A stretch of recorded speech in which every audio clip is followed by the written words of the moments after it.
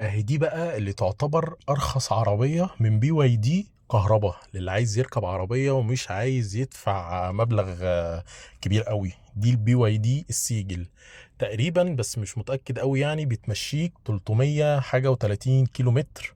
وعربية شبه البيكانتو كده، وعربية جميلة والله من جوه.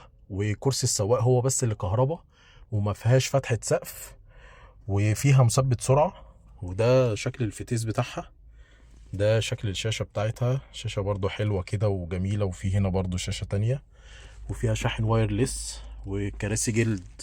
الجلد بتاعها لونه أزرق كده حلو والله. لأي حد بيفكر يشتري عربية كهرباء بس بسعر حنين. العربية دي فرنج 800 أو 900 على حسب بقى المكان. جميلة. اوعى البي واي دي السيجل أرخص عربية كهرباء موجودة في مصر. اوعى. مع برنامج الطارة مع معتز هشام.